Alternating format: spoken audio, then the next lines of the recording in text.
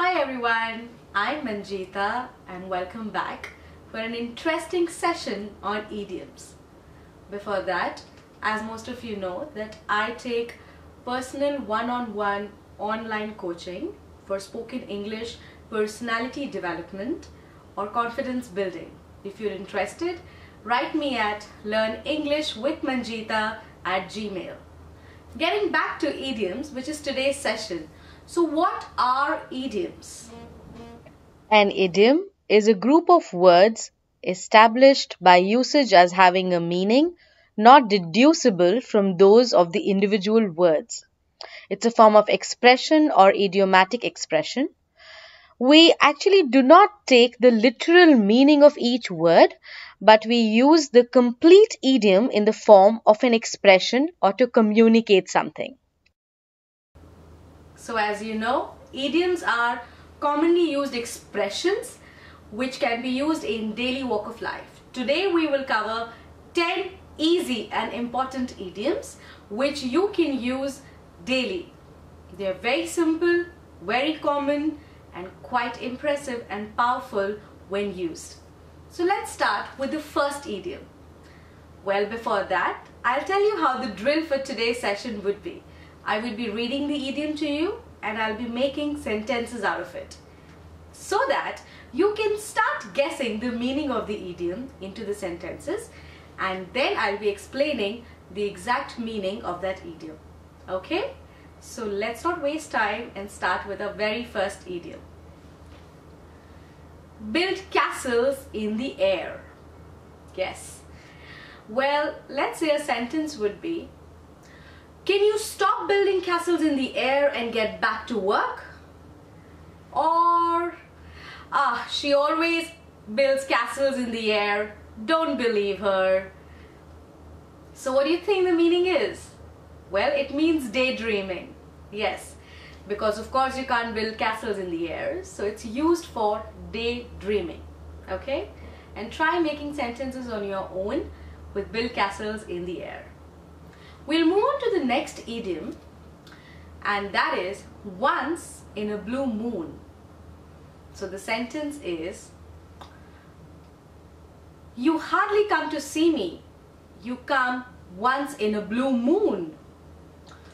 Or, I haven't seen him quite often there. He often comes once in a blue moon. Well, it means rarely, not quite often. Once in a blue moon, because blue moon is quite rare. So that's how you use this term. Okay? We'll move on to the third idiom. The next idiom is quite exciting. It's after a fruit. Well, it means to go bananas. So let me tell you the sentence. You better keep your room clean before I come. I don't want to go bananas. Or, there was just so much of work for me. I was going bananas. So what did you guess what the meaning is? Well, it means to go crazy, to go mad. Right? Try using this with your siblings, your friends, or anyone, for yourself as well. Feel a bit under the weather. Now listen carefully to this one because it's quite commonly used, especially by people who are working professionals. Well, you can also use in your school or college. So the sentence will be, I would like to take a sick leave today as I'm feeling a bit under the weather. Or, I didn't go to work yesterday, or I didn't go to school yesterday because I was feeling a bit under the weather. So what does it mean? Could you guess it? Well, it means feeling unwell, feeling sick. Okay? So let's go on to the next idiom of ours. This quite interesting.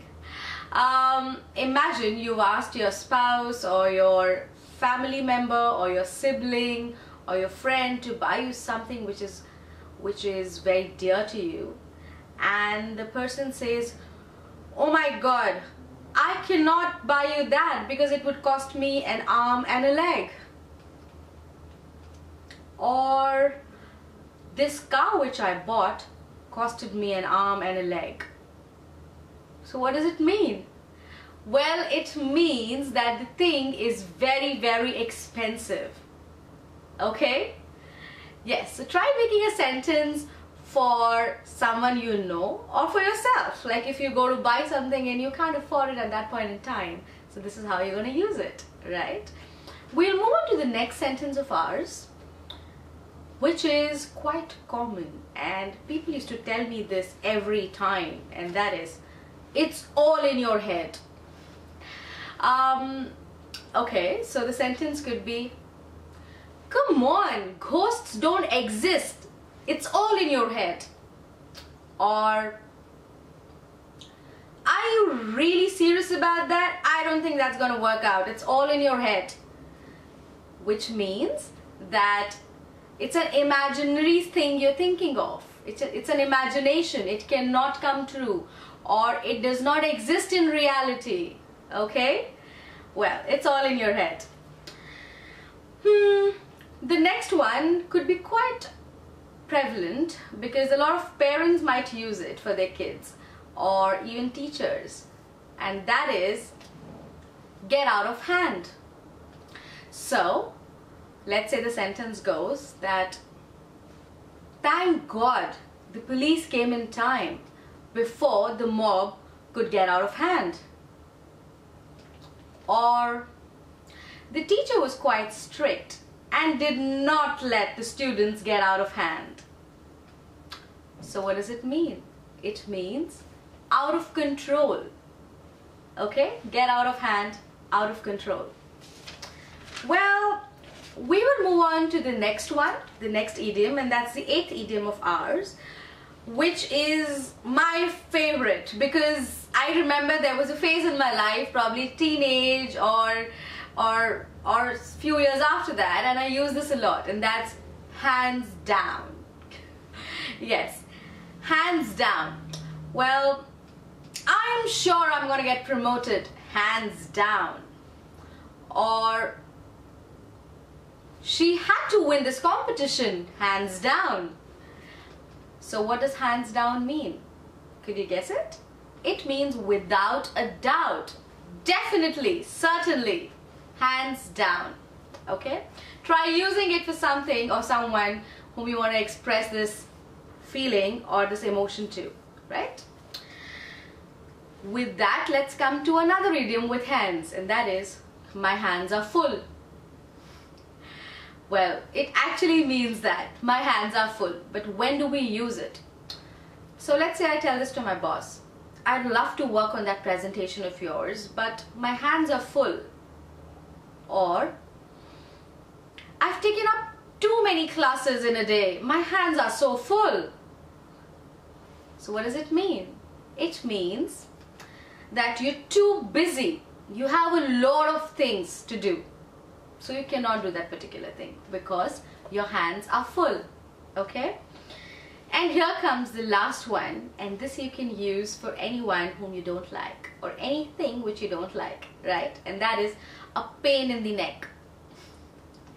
Well, the sentence would be that new employee or that new student who's just come is a real pain in the neck. Or, I don't want to go for tonight's dance class because it's a pain in the neck. Okay? So what does it mean? It means someone or something is really annoying to you. Alright? So here we are with 10 simple, interesting but easy idioms which you can definitely use in your daily walk of life. I have quickly made around 20 sentences in front of you. You see, it's so simple.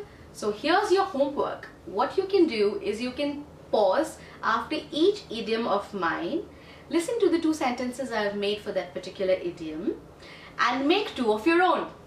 It's that simple. And when you invest time in making sentences, trust me, you will remember it. And within no time, you will learn all these 10 idioms. Why don't we do one thing? Why don't you write your sentences into the comments below, and let's see how interesting your sentences are. Okay? Try making short, simple, easy sentences because the main aim is to understand the idiom and use it correctly in your daily walk of life. Well, till then, help others by sharing this video, and if you found it even this much useful, then do like, subscribe and comment. Bye-bye! Happy learning, and I will be coming up with more interesting and easy ways of learning English. Take care and remember, you are my rock star.